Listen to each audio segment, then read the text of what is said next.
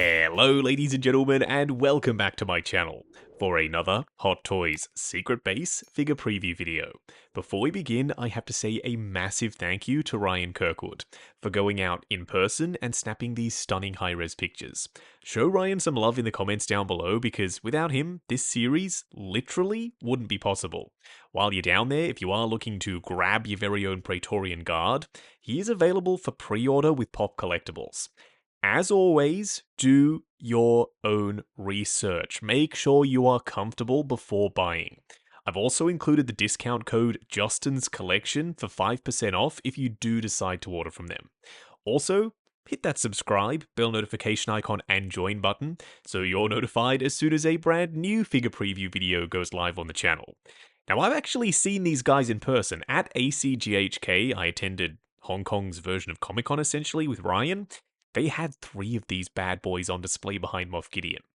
And just one on his own, like what we have here, is good, but 3 of them, well, they start to become a lot greater than the sum of their parts, and then you add in Moff Gideon, and you've got a whole different situation going on. Interestingly enough, someone pointed out online that these hands are Deadpool hands, and you're right, they are borrowed from the Hot Toys Deadpool 2 release.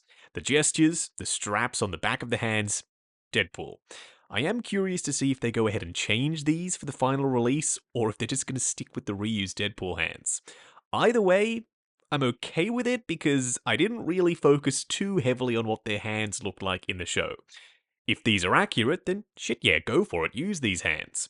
Now you do get quite a few weapons, just in case you wanted to pick up multiple Praetorian Guards, which I am thinking about, undecided, but a lot of glossy red in the display is a surefire way of catching your eye when you walk in the room, so maybe not a bad idea.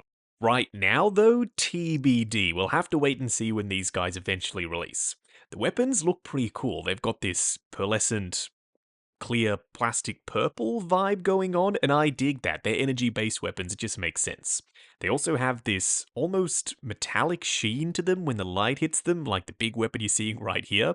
I have no idea what this weapon is, by the way, I just think it looks cool. And to have holes in the energy blade effect, I'm not quite sure how that works. Still, it looks ace, and I wouldn't be surprised if you could bend this weapon in, kind of like an axe or a scythe of some kind.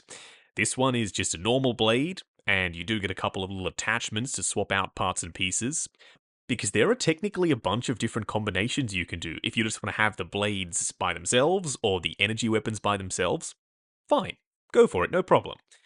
Or, if you want to combine them, you can do that as well. Here you can see the Vibro Arbor Blade, and there are 2 wielding modes, aka you can have them combined, or not, totally up to you.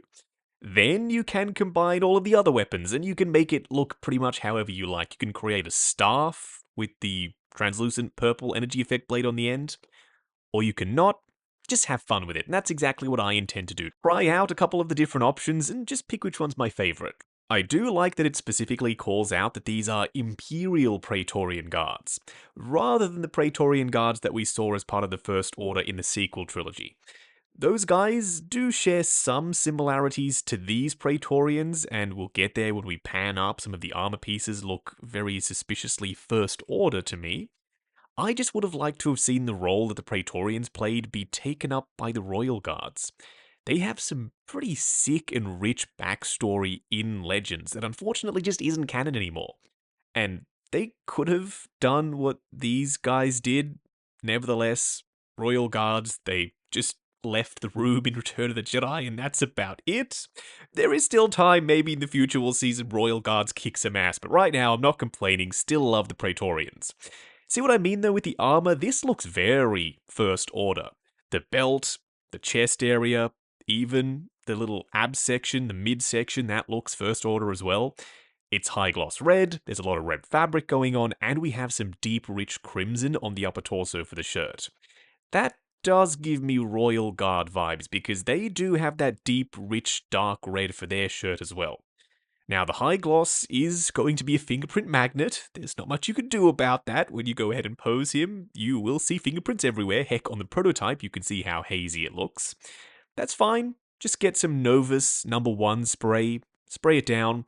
It's anti-static, it's a little bit anti-oil, so if you don't handle it too much, shouldn't get overly greasy like this prototype is. Got some line work in black, those little dots on the front. Then we also have that symbol of sorts up just underneath his chin. And the best part about these guys is you can go crazy with the posing. Unfortunately, the First Order Praetorians did have that armor plating that was overlapping other pieces, so it was very hard to get them in a dynamic pose and keep them that way without colliding the armor pieces into one another. With this guy, there's a lot more just base fabric, so you can get him into a crazy pose without having to worry about the armor parts and pieces colliding. You've got a lot of uncovered arm there. It's just on the shoulder, a little bit on the bicep, on the outside, on the inside, nothing, on the elbow, nothing. You can see that Deadpool hand. Very clever on their part, finding some hands that are probably super close to the actual screen-used gloves and then just going with them. But if it's accurate, it's accurate. There's no need to change it just for no reason. And giving us some dynamic hand gestures like this one with the fingers splayed out, it's always fun for dynamic posing. I do not have any complaints with the array of hands if they are accurate. If they're not, well, then we're going to have a completely different conversation. I will have to do a little bit more research into the practical costume used for filming on the set of Mandalorian, and when we do get these guys, I will let you know if these gloves are accurate or not. Right now, they look good. You've got stitching, you've got wrinkling, a little bit of leather grain texture, and we also got those glossy red panels on the back of the hands. This is another one of the Praetorian's weapons. It's a much longer handle with the blade down the bottom. This is more of a staff with a blade on the end, and the blade is done in the exact same way as all of the other energy-based vibro weapons. It's metallic, it's pearlescent, it's translucent, and I have no complaints with the way this looks either. All the weapons are pretty darn sick. The one that I'm leaning towards right now is the wired whip sword-bladed weapon. I like that one with the First Order Praetorians as well, but going with this metallic pearlescent purple in translucent, when the light hits it, it genuinely looks like it's glowing. But the pièce de résistance here, for me, is the helmet. This looks absolutely beautiful. It's a blend between the Senate guards from the Republic era along with the Royal guards with the length of the helmet and also a little bit of Mandalorian thrown in. You've got this sleek visor, it's also got the flared mandibles, you've got the ear cups, you've got the dome over the top. Look, I really like it, okay? It all just comes together to make for one of the sickest looking modern day Star Wars helmets I've seen in a while. Top 5 at least, right up there with the Rogue One troopers. Those designs were also bloody beautiful. This is just something special. And in high gloss red, whenever you paint a trooper in glossy red, it just makes them stand out. It makes them look even more mean and menacing and vibrant. Our eyes are naturally drawn towards bright colors, and right now I'm looking at my Mandalorian display. Ahsoka stands out because of the orange, Axe Woves because of the blue, Mando because of the chrome, Boba because of the green. These guys are just going to pop way more than any of those other characters. There's so much dark, muted stuff going on. You've got the deep blues that aren't too saturated, the greys and the beiges and the browns and the blacks with the Jedi robes. A little bit of bright red is never a bad thing. Like I've already said, just one more time, when you walk in the collection room, you want something that's going to catch your eye, and glossy bright red with this stunning looking helmet and being able to pull off crazy poses, and with the vibro weapons, and being able to have multiple of these bad boys giving them different weapons, that's a surefire way to make sure that these guys catch your eye. In your Mandalorian display, this is going to elevate the presence. At least I think so. You don't have to agree with me. Just, you can see it yourself. You can make up your own mind. Behind Moff Gideon with his glossy metallic red visor, they're all going to mesh well and play off one another. They're pretty much perfect recreations of what was seen on screen. They've got the fabrics, they've got the glossy red armor, and those helmets. I cannot get over how good the helmet looks. It is on point. Now, I have popped the link to Pop Collectibles in the description below. If you are looking to pre-order, as always, do your own research. Make sure you're comfortable before buying.